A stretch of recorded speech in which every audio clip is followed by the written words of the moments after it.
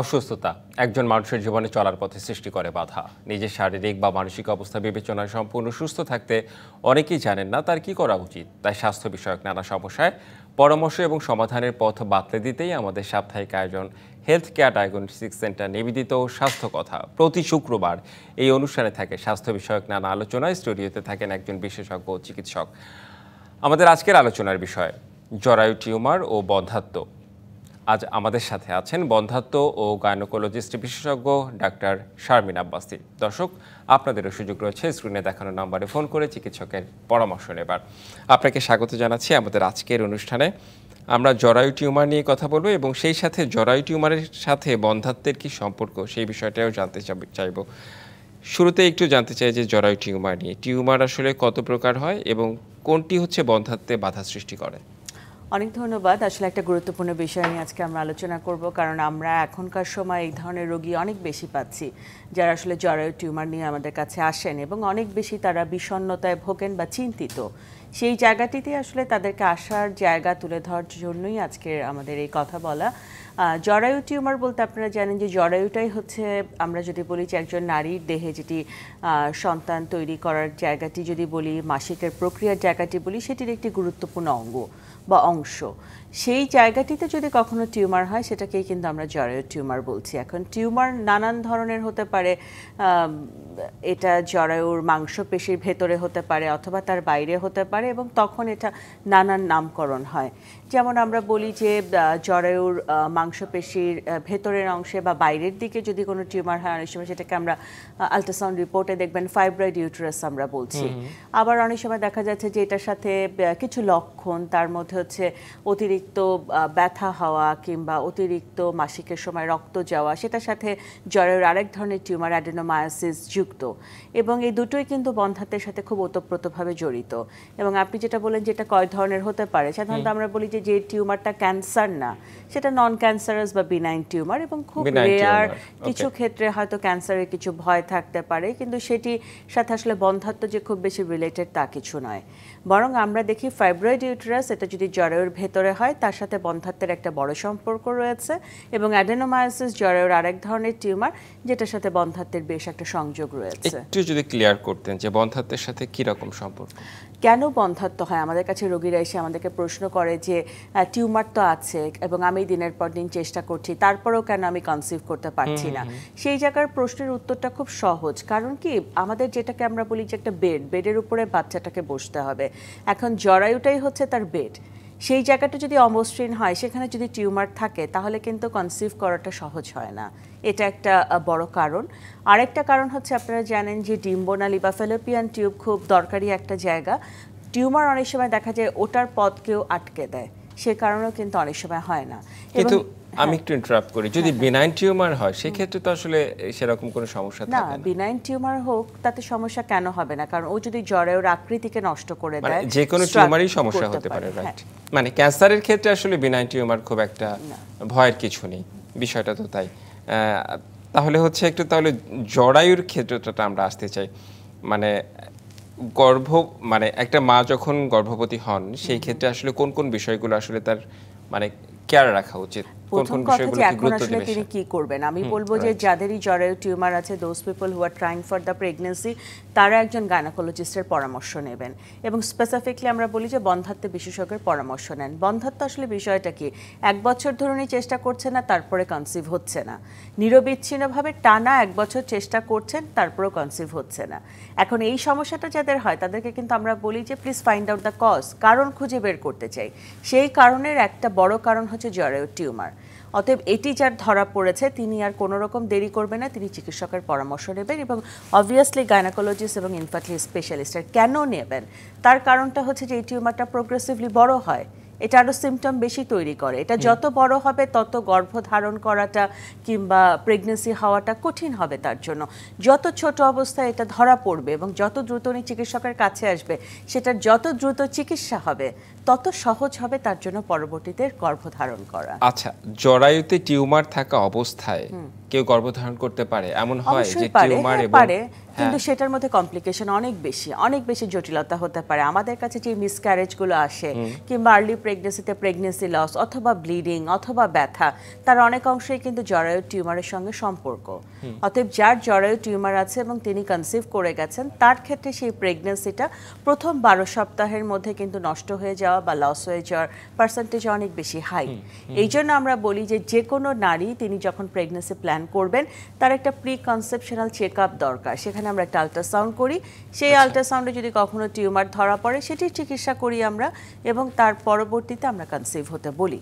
এবং চিকিৎসা অধিকাংশ ক্ষেত্রে কিন্তু ওষুধের মাধ্যমে করা সম্ভব। আমাদের রোগীদের একটা ভয় আছে যে জরায়ু টিউমার হয়েছে মানেই কি অপারেশন লাগবে, নট নেসেসারি। খুব সুনির্দিষ্ট কয়েকটা কারণ যখন থাকে তখন আমরা অপারেশন করি। তার মধ্যে টিউমারটা অনেক বেশি বড় হয়ে গেছে, টিউমারটা তার জরায়ুর আকৃতিকে এমনভাবে নষ্ট করে দিয়েছে যে কনসিভ করা তার জন্য কোনোভাবে সম্ভব হচ্ছে না, বা করলেও সেটাকে রক্ষা করা সম্ভব হচ্ছে না। সে সকল ক্ষেত্রেই হচ্ছে একমাত্র আমরা সার্জারির ইন্ডিকেশন বলি। এখন অনেকে প্রশ্ন করেন যে সার্জারি যদি হয় তাহলে কি পুরো জরায়ু ফেলে দেবে, বা জরায়ু ফেলে দেওয়ার কোনো ভয় থাকে কিনা? আমরা খুব কনফিডেন্টলি বলতে পারি যে এতদিন পর্যন্ত আমরা যত সার্জারি করেছি আজ অবধি, এখানে রিস্ক আছে, বাট আজ অবধি কোনো রোগীর কিন্তু জরায়ু ফেলতে হয়নি। শুধুই টিউমারটা অপারেশন করে আমরা তার জরায়ুটাকে আবার সেই নর্মাল শেপ এবং সাইজে ফিরিয়ে দিতে পেরেছি এবং তিনি কনসিভ করেছেন। খুবই গুরুত্বপূর্ণ একটা কথা বলেছেন। অনেকেই তো খুব সচেতন না, এমন দেখা যায় যে যখন কেউ কনসিভ করে সেই সাথে টিউমারও একসাথে বড় হতে থাকে এবং পরবর্তীতে গিয়ে সেটা সে বুঝতে পারে। এই যে পরবর্তীতে বুঝতে পারলে তখন সে আসলে কি করবে? অত্যন্ত গুরুত্বপূর্ণ একটা প্রশ্ন, কারণ আমরা জানি যে তার টিউমার ছিল, টিউমারটা বেশ বড় সাইজেরই ছিল, কিন্তু উনি জানেন না। উনি কনসিভ করেছেন, তারপরে আসছেন। কনসিভ যখন করে অনেক সময় টিউমারটা আরো বড় হতে পারে, অথবা আমরা মেডিকেল সায়েন্সের ভাষায় এটাকে বলি ডিজেনারেশন। এটার মধ্যে ব্যথা হতে পারে, ব্যথা হয়ে এটা আরেকটু বড় হতে পারে বা এক ধরনের জটিলতা তৈরি করতে পারে। তখন আসলে উনি কি করবেন? একই কথা, হাসপাতালে আসবেন, চিকিৎসকের কাছে ভর্তি হবেন, আমরা কিছু পেইন কিলার দিব, কারণ গর্ভ ধারণের যে প্রক্রিয়া সেই অবস্থায় আমরা আসলে সার্জারিতে যাই না। কিন্তু আপনি কখনো না একেবারে ক্যাপসুলেট সেটা বলবো না, ইমার্জেন্সি বলে লাইফে কিছু কথা থাকে, কিন্তু আপনি জেনে খুশি হবেন যে আমরা অত্যন্ত সফলতার সাথে যারা সিজারিয়ান ডেলিভারিতে যাচ্ছেন তাদের সিজারিয়ান অপারেশনের সময় একই সেটিংয়ে সেই টিউমারটাকে রিমুভ করে দিচ্ছি। অতএব এই মানুষটার কিন্তু দুবার সার্জারির এক্সপোজারে যাওয়া লাগলো না।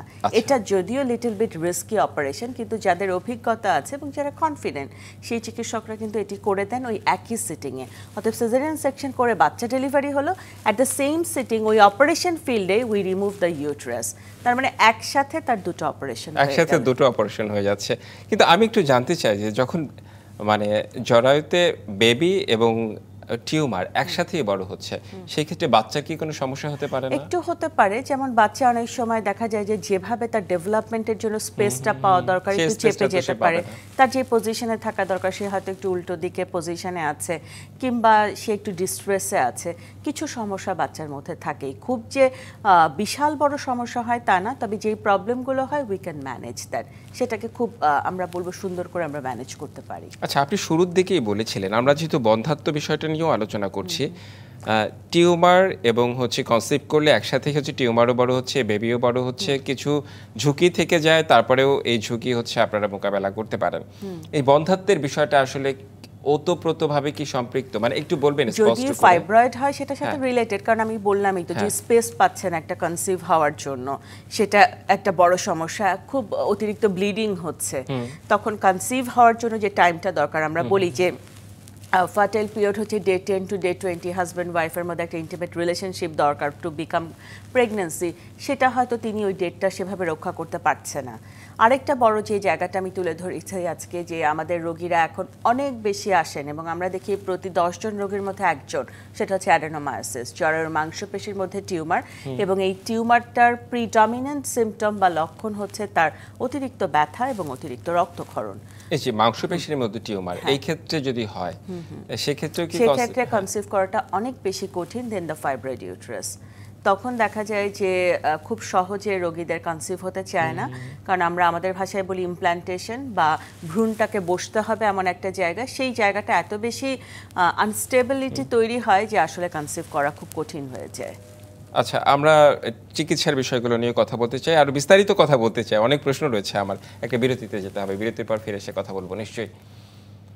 একটা বিরতি নিচ্ছি, ফিরছি একটু পরে, সঙ্গেই থাকুন। আবার স্বাগত রেবিসি নিউজের সাপ্তাহিক আয়োজন হেলথ কেয়ার ডায়াগনস্টিক সেন্টার নিবেদিত স্বাস্থ্য কথায়। আমাদের সাথে আজ আছেন বন্ধ্যাত্ব ও গাইনোকোলজিস্ট বিশেষজ্ঞ ডাক্তার শারমিন আব্বাসী। আপনাকে আবারও স্বাগত জানাচ্ছি আমাদের আজকের অনুষ্ঠানে। বিরতির পর আমার কাছে বেশ কিছু প্রশ্ন রয়েছে। আমি একটু ইনভেস্টিগেশনের বিষয়ে আসতে চাই, পরীক্ষা নিরীক্ষার বিষয়ে আসতে চাই।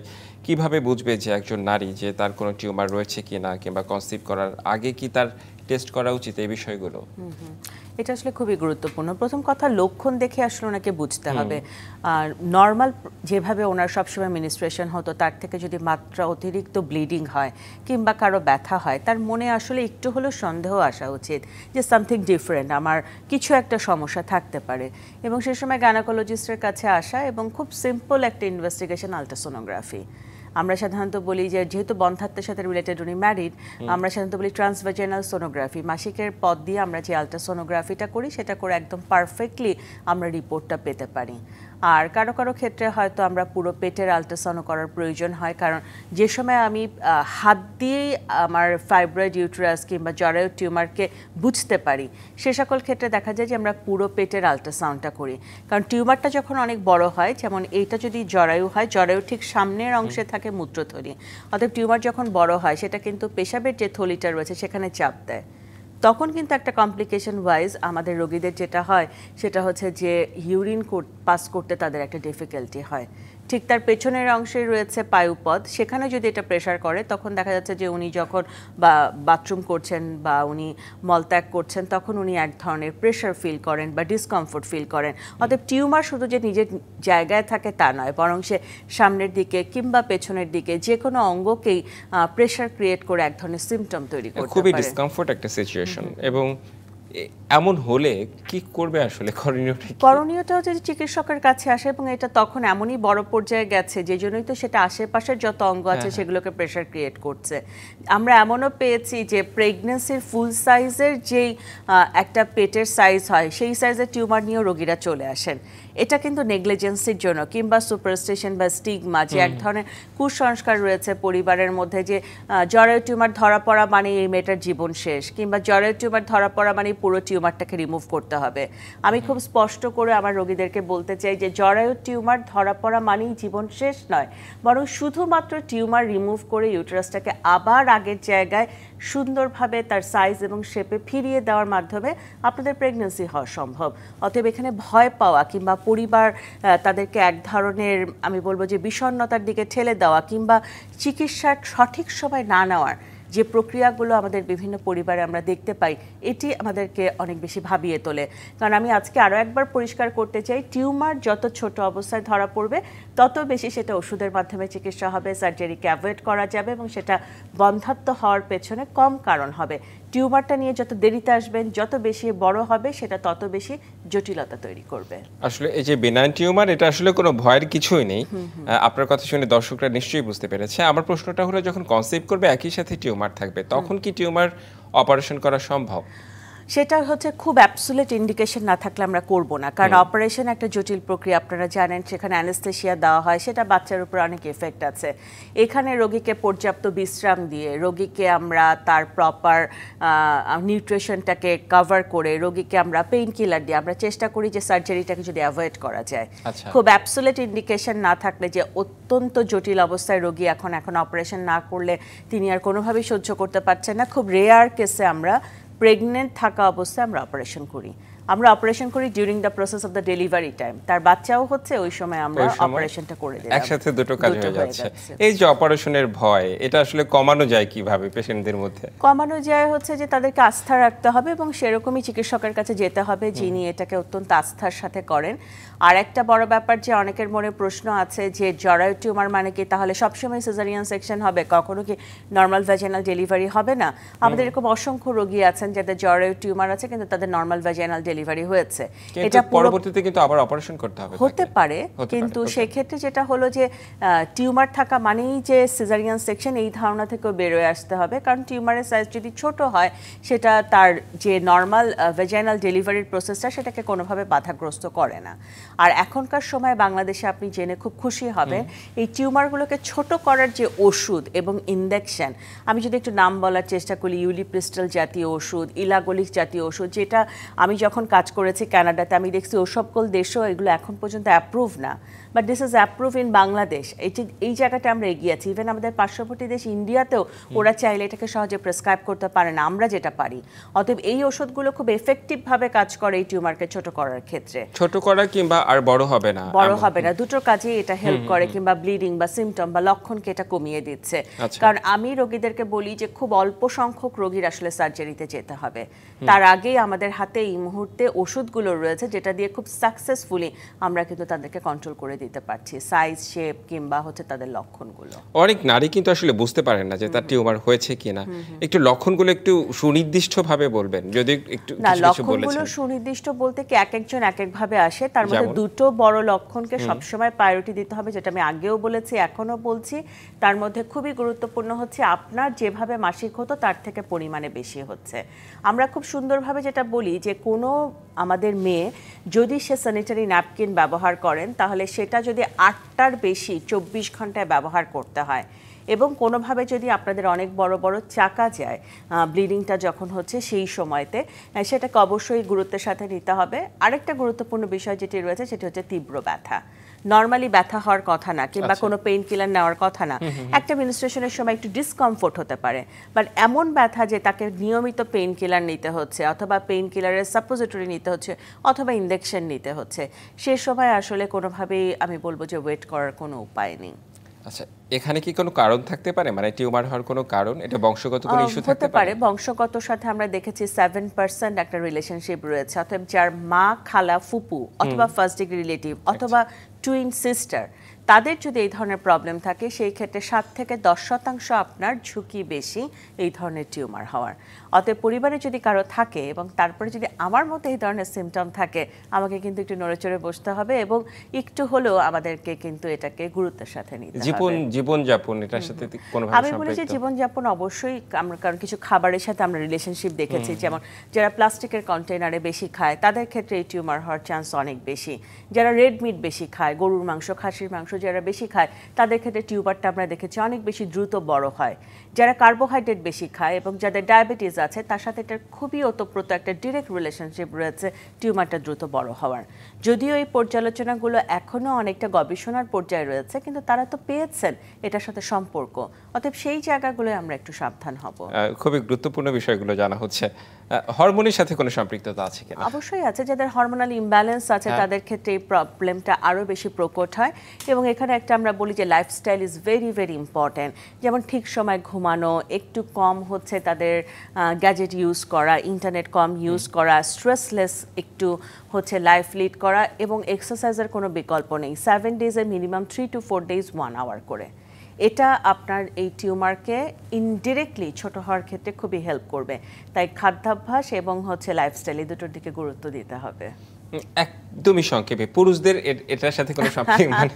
পুরুষদের সম্পর্ক হচ্ছে পুরুষরা সহায়তা করবে দ্রুত ডায়াগনোসিসে, কিন্তু কোনো পুরুষ যদি বন্ধ্যাত্বের সমস্যায় ভোগেন এবং তার ওয়াইফেরও যদি এটা থাকে, আমরা তখন একটু জটিল অবস্থায় পড়ে যাই। তখন দেখা যায় যে দুটো জিনিসকে নিয়ে তো একসাথে ডিল করতে হয়, তখন একটু সংকট। বাট সেই জায়গাটাতে আমি মনে করি প্রপার কাউন্সিলিং এবং ট্রিটমেন্ট তাদেরকে খুবই সহায়তা করবে আমি কনসিভ হওয়ার ক্ষেত্রে, এবং আমি আশাবাদী। আপনাকে অনেক অনেক ধন্যবাদ আমাদের আজকের অনুষ্ঠানে যুক্ত হওয়ার জন্য এবং পরামর্শ দেওয়ার জন্য। দর্শকরা নিশ্চয়ই উপকৃত হয়েছে। অনেক ধন্যবাদ। দর্শক, এই ছিল আমাদের আজকের আয়োজন, সঙ্গেই থাকুন।